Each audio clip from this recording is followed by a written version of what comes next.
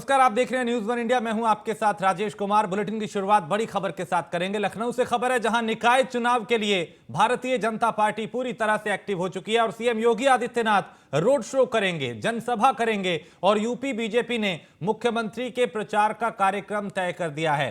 13 दिसंबर के बाद road show और जनसभा की शुरुआत होगी। सभी नगर निगम और बड़े निकाय वाले शहरों में रोड शो का कार्यक्रम भी मुख्यमंत्री योगी आदित्यनाथ का होगा। क्योंकि कल भी निकाय चुनाव को लेकर बैठकों का दौर जारी रहा और अब निकाय चुनाव को लेकर बीजेपी पूरी तरह से एक्टिव दिखाई दे रही है। मुख्यमंत्री योगी आदित्यनाथ खुद सभाएं करते, सम्मेलन करते और रोड शो करते हुए दिखाई देंगे।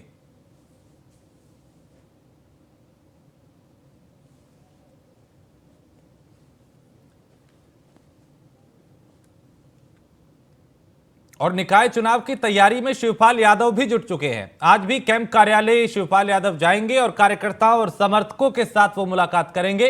निकाय चुनाव को लेकर समर्थकों से चर्चा की जाएगी, यानी चाहे भारतीय जनता पार्टी हो या समाजवादी पार्टी हो, अब निकाय चुनाव को लेकर मंथन किया जा रहा है, समीक्षाएं की जा रही हैं, रणनीति बनाई जा रही है और यह तय किया जा रहा है कि कैसे अब निकाय चुनाव में बेहतर परिणाम लाने हैं। तो निकाय चुनाव को लेकर समर्थकों के बीच शिवपाल यादव पहुंच रहे हैं।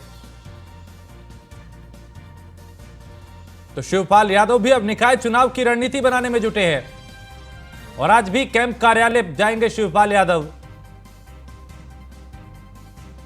और कार्यकर्ताओं और समर्थकों के साथ वो मुलाकात करेंगे, बात करेंगे, समीक्षा करेंगे। और निकाय चुनाव को लेकर अब राजनीतिक पार्टियां पूरी तरह से एक्टिव नजर आ रही हैं, चाहे वो भारतीय जनता पार्टी हो या फिर समाजवादी पार्टी। चूंकि शिवपाल यादव अब समाजवादी पार्टी में शामिल हो चुके हैं, प्रसपा का विलय सपा में हो चुका है और यहां समाजवादी पार्टी के बेस्ट जो पोस्टर है, बैनर हैं, उनमें उनकी तस्वीर दिखाई दे रही है। जाहिर है वो पूरी तरह से जमीन पर उतर के निकाय चुनाव के लेकर मंथन कर रहे हैं।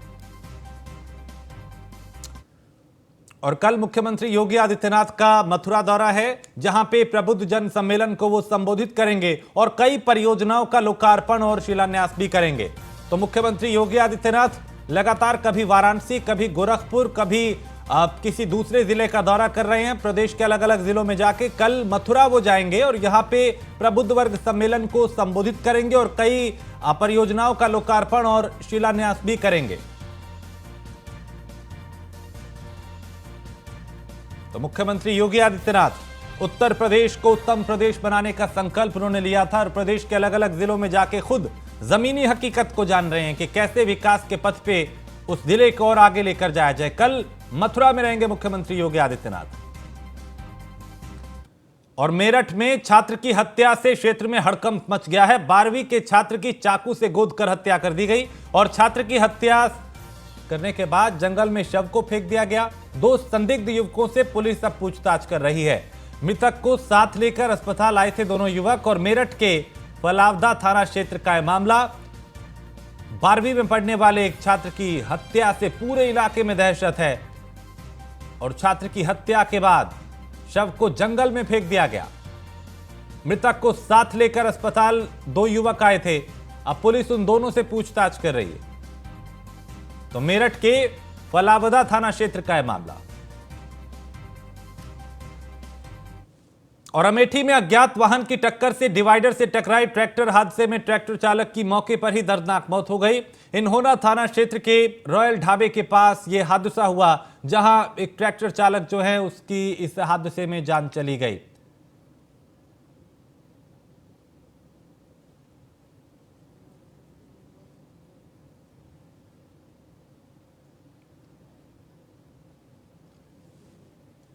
और आगरा से खबर है, जहां महिला टप्पेबाजों का बड़ा कारनामा सामने आया, जहां ऑटो में बैठी महिला सवारी को ही निशाना बना लिया। महिलाओं ने गैंग बना के इस चोरी की वारदात को अंजाम दिया। घटना को अंजाम देने के बाद कई तरह के सवाल भी उठ रहे हैं और ज्वेलरी के साथ हजारों रुपए महिला टप्पेबाजों ने चोरी कर लिए। सदर थाना क्षेत्र की यह घटना है।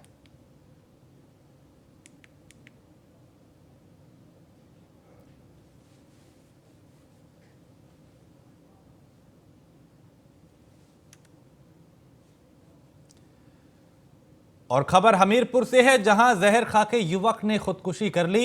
हैदराबाद के एक कंपनी में चोरी करने का युवक पे आरोप था और फंदे से रस्सी टूटने से बचा तो जहर खा के युवक ने जान दे दी। परिजनों ने ठेकेदार की धमकी से आत्महत्या करने का आरोप लगाया है। भरुआ सुमेरपुर थाना क्षेत्र के मोहर गांव का यह मामला, जहां एक युवक जिस पे चोरी का आरोप था उसने आत्महत्या कर ली। तो भरुआ सुमेरपुर थाना क्षेत्र के मोहर गांव का यह मामला, जहां जहर खा के युवक ने अपनी जान दे दी। हैदराबाद की एक कंपनी में चोरी करने का युवक पे आरोप था और पहले फांसी लगा के जान देने की कोशिश की थी। रस्सी टूट गई तो जहर खा के खुदकुशी कर ली। परिजनों ने ठेकेदार की धमकी से आत्महत्या करने का आरोप लगाया है। और भरुआ सुमेरपुर थाना क्षेत्र के मोहर गांव का मामला।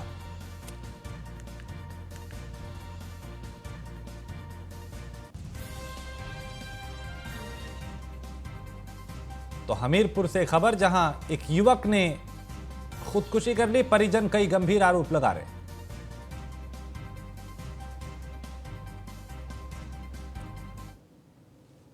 और खबर संत कबीर नगर से है, जहां जीएसटी की छापेमारी से व्यापारियों में काफी आक्रोश है और विभागीय छापेमारी पर व्यापारियों में नाराजगी भी है। विधायक अनिल त्रिपाठी व्यापारियों के बीच पहुंचे और विधायक ने बैठकर व्यापारियों को आश्वासन दिया है। उनके साथ बात करके सर्वे करने के नाम पे जीएसटी विभाग जो है वो छापेमारी कर रहा है। अधिकारियों को बेनकाब करने के लिए ये बैठक की गई। विधायक ने इस बात का जिक्र किया और मेहदावल विधायक अनिल त्रिपाठी ने व्यापारियों के साथ बैठक की। उन्हें आश्वासन दिया कि आपके साथ गलत नहीं होने दिया जाएगा। चूंकि कल भी उत्तर प्रदेश के कई जिलों में जीएसटी विभाग ने छापेमारी की थी और उसके विरोध में कई जगह व्यापारिक संगठनों ने विरोध प्रदर्शन किया था। व्यापारियों ने कई जगह बाजार बंद रखे थे और प्रदर्शन किया था, उत्पीड़न बताया था व्यापारियों ने कि कोरोना के बाद किसी तरह जीवन पटरी पे आने लगा, तो अब जीएसटी विभाग जो है वो उत्पीड़न कर रहा है। इस तरह के आरोप कई व्यापारियों की तरफ से लगाए गए थे।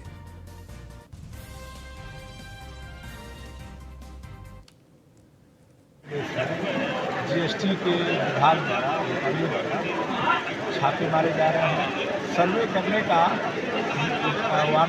करने की बात करके तो छापेमारी हो गई है और जो छापेमारी का जो तरीका है उस पर हमारा व्यवसायी वर्ग, व्यापारी वर्ग पूरी तरीके से आक्रोशित है, क्योंकि उनके अंदर भय का माहौल प्राप्त हो गया है। यहाँ तक कि छोटे छोटे व्यवसाय करने वाले, जो ठेले वाले, जो चाय की दुकान वाले, वो भी लोग भयभीत हैं कि हमारी दुकानों को बंद करा दिया जाएगा, हमारे ऊपर जो है लाखों रुपये का टैक्स लगा दिया जाएगा। इस भय के कारण वो सारी दुकानें बंद हैं। तो ये भय को दूर करने के लिए और सरकार की जो मंशा है, उस मंशे के जो फलिता लगा रहे हैं सरकारी अधिकारी, उन अधिकारियों को बेनकाब करने के लिए ये हम लोगों ने कार्य। और हापुड़ से खबर है, जहां अज्ञात वाहन ने तेंदुए को टक्कर मार दी और वाहन की टक्कर लगने से तेंदुए की मौत हो गई। गढ़ कोतवाली के फुलडी चेकपोस्ट के पास ये हादसा हुआ, जहां एक तेंदुआ एक वाहन की चपेट में आया, जिस वजह से उसकी मौत हो गई।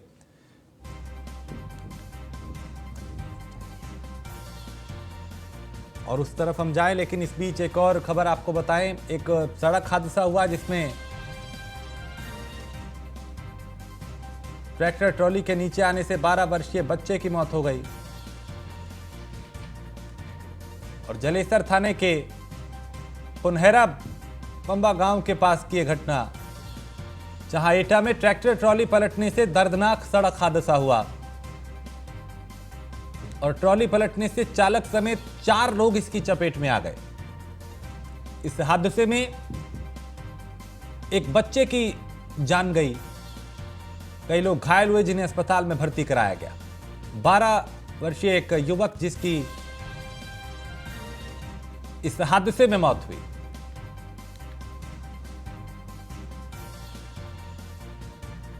तो ट्रैक्टर ट्रॉली पलटने से यह दर्दनाक सड़क हादसा हुआ, जहां एक 12 साल के बच्चे की मौत हो गई, जबकि चालक जो है और कुछ अन्य लोग इसकी चपेट में आए। घायलों को नजदीकी अस्पताल में भर्ती कराया गया।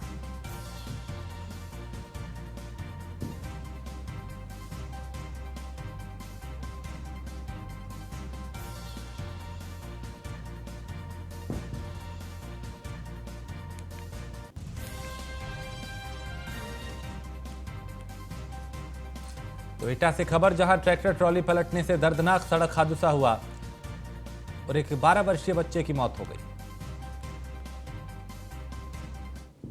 खबर बाराबंकी से है, जहां लखनऊ अयोध्या हाईवे पे बड़ा हादसा हुआ, जहां डीसीएम और रोडवेज बस में टक्कर हुई और बस ने डीसीएम में पीछे से टक्कर मारी थी। हादसे में 12 यात्री घायल हुए हैं, जबकि एक यात्री की हालत गंभीर बताई जा रही है।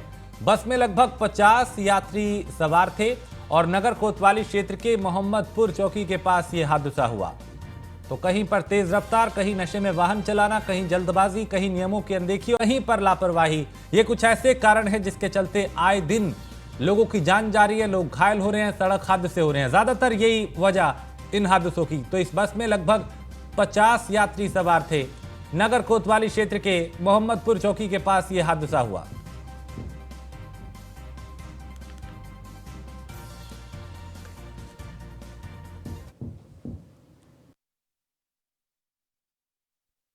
आज 8:20 पे 112 पे सूचना आई कि लखनऊ फैजाबाद रोड पर एक डीसीएम जा रही थी आगे और उसके पीछे बलरामपुर डिपो की रोडवेज बस थी। डीसीएम वाले ने अचानक ब्रेक लगाई, बस के चालक ने कंट्रोल नहीं कर पाया, उसमें जाकर के बस लड़ गई थी। इसकी सूचना पर तत्काल हम लोगों ने और पुलिस ने अटेंड किया, जिसमें कुल 13 लोग घायल हुए थे। तत्काल हॉस्पिटल लाया गया और रोड को क्लियर करा दिया गया है। सभी को फर्स्ट एड की सुविधा दे दी गई है। कानपुर से चंडीगढ़ जा रहे थे भावना एक्सप्रेस। अच्छा, ये कैसे घटना घटी है? घटना घटी है, मोबाइल चला रहा था सर जी ड्राइवर, और मैं हल्ला करते करते कि ड्राइवर गाड़ी देखो, आगे फ़ोन छोड़ो, लेकिन रीढ़ के आगे सुनाई नहीं पड़ा और गाड़ी में ब्रेक भी नहीं लगाया। गाड़ी फुल स्पीड में लगी जा करके सर। तो क्या गाना चेंज कर रहा था? हाँ, गाना चेंज कर रहा था। कान में लीड भी लगा? हाँ, कान में रीढ़ लगा रखा था, नीचे देख रहा था। गाड़ी मैंने हल्ला भी किया, लेकिन रीढ़ नहीं होता तो सुन लेता। अच्छा, रीढ़ नहीं थी कान में तो उसकी सुनाई नहीं पड़ी, रीढ़ में कान में लगा रखा। बलरामपुर। कहाँ से कहाँ जा रहे थे? बढ़नी से लखनऊ। कहाँ पे ये घटना घटी है? ये मोहम्मदपुर सफ़ेदाबाद के आगे। कैसे घटना घटी है? ये आ रहे थे हम लोग, सामने से एक कार वाला आया और बगल में दाहिने साइड में एक डीसीएम वाला जा रहा था, वो एकाएक ब्रेक मारा तो उसी में जाके मतलब टकरा गया। कितने लोग इंजर्ड हुए उसमें?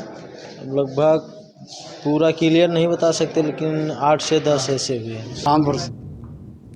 और गोंडा में आवारा पशुओं से ग्रामीण परेशान है। ग्रामीणों ने स्कूल में बंद किए ये आवारा पशु और पशुओं को बंद कर स्कूल में ग्रामीणों ने ताला लगा दिया। खंड शिक्षा अधिकारी को इस बात की जानकारी दी गई और कटरा बाजार के माधोपुर मॉडल स्कूल का यह मामला है, जहां इन आवारा पशुओं से ग्रामीण परेशान हैं, किसान परेशान हैं, लोग परेशान हैं और एक स्कूल में इन पशुओं को बंद कर दिया। चूंकि ये आवारा पशु किसानों की फसलों को बर्बाद कर रहे हैं, कई बार इनकी वजह से सड़क हादसे होते हैं। खंड शिक्षा अधिकारी को इस बात की जानकारी भी दी गई।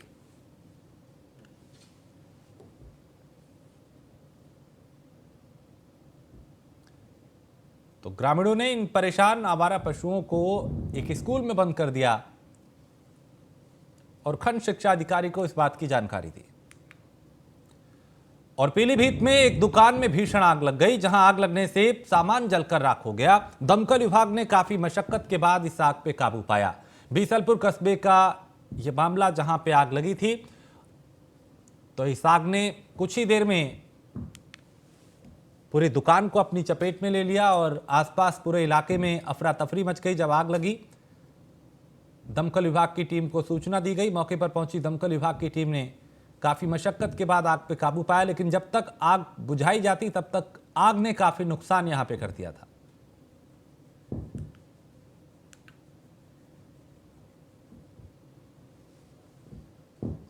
और गाजीपुर में जिला प्रशासन के वीकेंड ऑपरेशन बुलडोजर के तहत कई आवास पे बुलडोजर चलाया गया, जिसमें 5 रिहायशी आवास को गिराया गया, जबकि अन्य आवास को खाली करने के लिए 1 सप्ताह का वक्त दिया गया। दरअसल सदर कोतवाली इलाके के मीरनपुर सक्का गांव में हाईकोर्ट के आदेश पर 15 आवास पे बुलडोजर की कार्रवाई की गई। ये कार्रवाई एसडीएम सदर और तहसीलदार के नेतृत्व में भारी फोर्स के साथ की गई।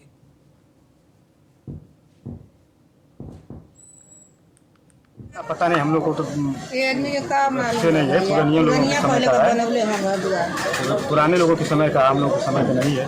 क्यों गिरा लोगों ने बनाया था, लेकिन क्या आपको प्रशासन ने कोई नोटिस भेजी थी? हाँ, नोटिस तो आई थी, लेकिन अब हमें तो नहीं मालूम है, हम देखे नहीं है नोटिस वोटिस, लेकिन आई थी नोटिस। खाली करने का समय मिला था, आप लोगों ने खाली करने के पर विचार नहीं किया? खाली करने के लिए हम लोग कह रहे थे कि मतलब टूटेगा तो किसी किनारे से टूटेगा, अपना हम एडजस्ट कर लेंगे, बता देंगे। अब क्या विकल्प है, कहाँ रहेंगे आप? अब क्या करें, अब परेशान हो गए आदमी तो कहीं रहबे करेगा।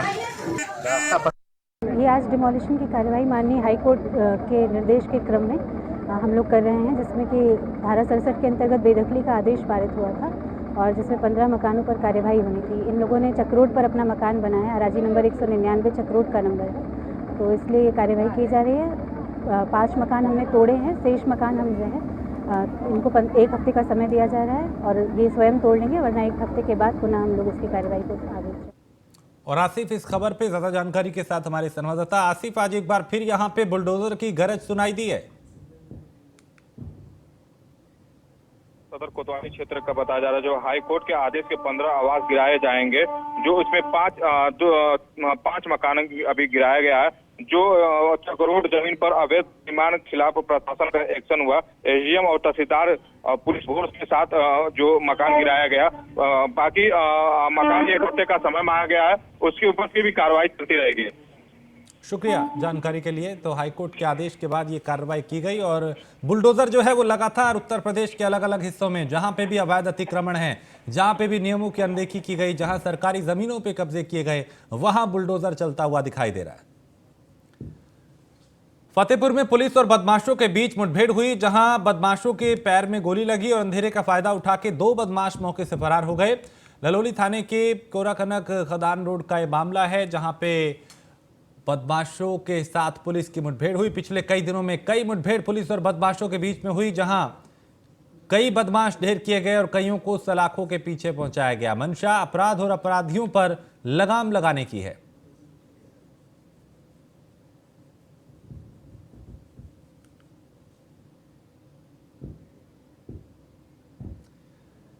तो पिछले कई दिनों में कई मुठभेड़ हुई हैं और यहां पे एक बदमाश को पुलिस ने शिकंजे में भी लिया, जबकि 2 बदमाश यहां से फरार हो गए। अब उनकी तलाश की जा रही है। पिछले कई दिनों में कई इस तरह के एनकाउंटर हुए, जहां पुलिस और बदमाशों के बीच में मुठभेड़ हुई और कई बदमाशों को ढेर किया गया, कईयों को सलाखों के पीछे पहुंचाया गया, कईयों ने खुद आत्मसमर्पण कर दिया, क्योंकि पुलिस पूरी तरह से एक्टिव है अपराध और अपराधियों पे लगाम लगाने के लिए।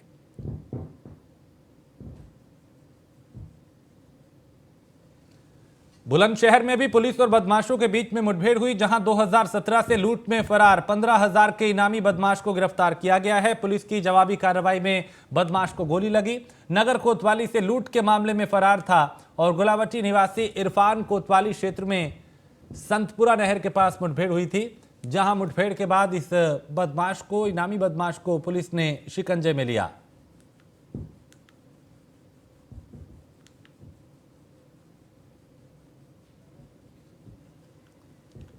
आज थाना पुलिस सिकंदराबाद द्वारा सिरोधन कट पर चेकिंग करी जा रही थी, तभी एक संदिग्ध बाइक को रोकने का इशारा किया गया। संदिग्ध बाइक पुलिस पार्टी को देख के भागने की कोशिश करी गई, जिसका पीछा किया गया। वो यहाँ संतपुरा नहर के पास बाइक स्लिप होने से गिर गया और पुलिस पार्टी के ऊपर उसने फायर किया। पुलिस पार्टी का आत्मरक्षा में फायर में जो संदिग्ध था वो घायल हुआ। संदिग्ध की पहचान हुई है इरफान पुत्र शौकत। यह 1279/17 कोतवाली नगर से लूट का मुलजिम है, वांछित चल रहा है। 18 का इनामी है, 15,000 का इनामी है, जिसको आज पुलिस द्वारा पकड़ा गया। मुठभेड़ में यह घायल हुआ है, इसको CSC भेज दिया गया। आगे की अग्रिम कार्रवाई पुलिस सिकंदराबाद पुलिस द्वारा की जा रही है। आज थाना पुलिस। और खबर हापुड़ से है, जहां अज्ञात वाहन ने एक तेंदुए को टक्कर मार दी और वाहन की टक्कर लगने से तेंदुए की मौत हो गई। गढ़ कोतवाली के फुरडी चौक पोस्ट के पास ये हादसा हुआ, जहां एक तेंदुआ एक वाहन की चपेट में आ गया और इस तेंदुए की मौत हो गई।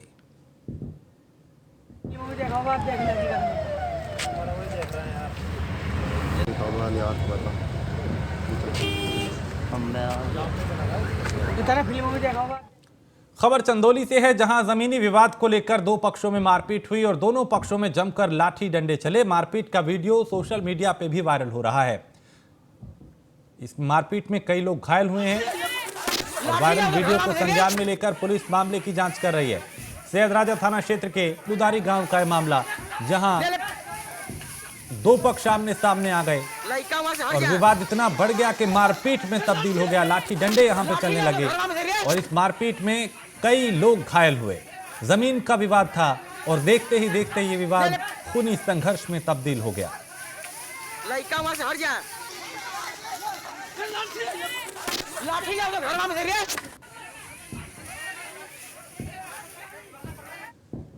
खबर कानपुर से है, जहां आबकारी विभाग को बड़ी कामयाबी हाथ लगी, जहां अवैध शराब के साथ 3 आरोपी गिरफ्तार किए गए हैं और पान की दुकान में बन रही थी अवैध शराब।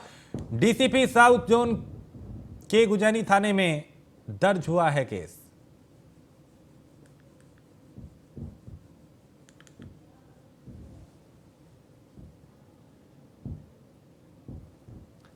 खबर हरदोई से है, जहां ट्रक ने बाइक सवार को टक्कर मार दी और टक्कर लगने से मां बेटा समेत 3 लोग गंभीर रूप से घायल हो गए।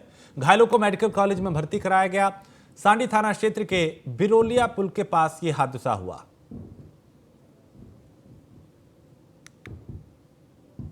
तो घायलों को नजदीकी अस्पताल में भर्ती कराया गया और ट्रक की चपेट में बाइक सवार आए थे जो घायल हुए और मौके पर पहुंची पुलिस ने घायलों को तुरंत नजदीकी अस्पताल में भर्ती कराया गया।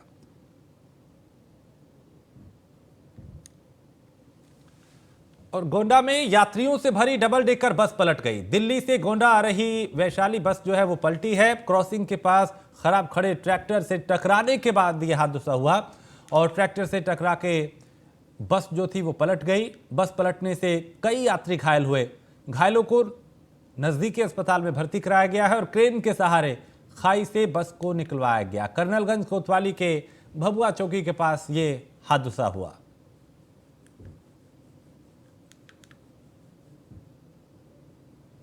तो बस पलटने से कई यात्री घायल हुए, जिन्हें नजदीकी अस्पताल में भर्ती कराया गया। क्रेन से इस बस को खाई से निकाला गया, चूंकि सड़क से नीचे ये बस अनियंत्रित होकर जा पलटी थी।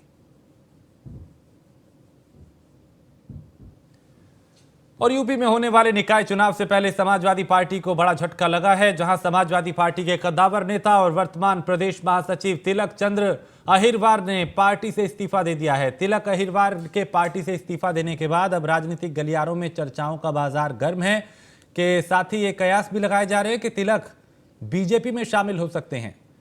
तिलक चंद्र अहिरवार अनुसूचित जाति का प्रतिनिधित्व करते हैं और वहीं तिलक ने स्पष्ट किया है कि फिलहाल वो किसी भी राजनीतिक दल में नहीं जा रहे हैं।